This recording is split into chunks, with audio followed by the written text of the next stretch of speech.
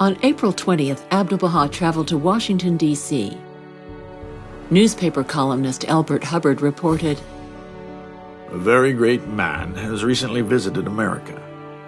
Out of Persia comes Abdu'l-Bahá, who calls himself the servant of God. This man is the modern Messiah. He meets all classes and kinds of people.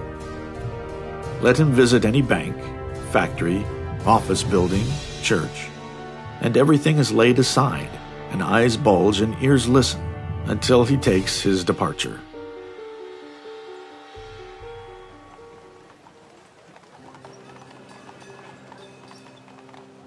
Agnes Parsons, the daughter of a military officer who had fought under General Custer, married into wealth and with a circle of prominent friends, had made a pilgrimage to Akka in 1910. She created a Georgian-style home with a room that could hold 150 people.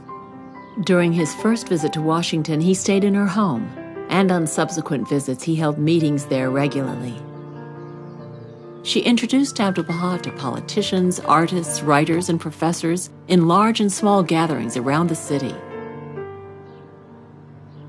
On April 26th, he entertained numerous visitors, including the U.S. Treasurer Lee McClung, who later recalled, "I felt as if I were in the presence of a great prophet. Isaiah, Elijah. No, that's not it. The presence of Christ. No. I felt as if I were in the presence of my divine Father." He addressed capacity crowds at President Taft's All Saints Unitarian Church and the prestigious Continental Hall of the Daughters of the American Revolution, sharing the platform with reformers like Samuel Gompers and DAR President Julia Green Scott. Before an audience of 3,000, including young suffragette women, he spoke on the importance of women's rights and received a standing ovation. One of the teachings of Baha'u'llah is equality of rights for men and women.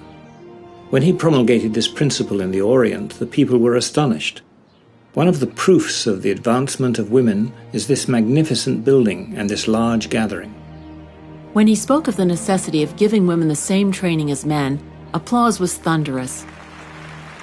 One newspaper had reported, Abdu'l-Bahá, leader of the Baha'i movement, in his last public address in this city, last night at the Memorial Continental Hall, made a plea for the equality of man and woman.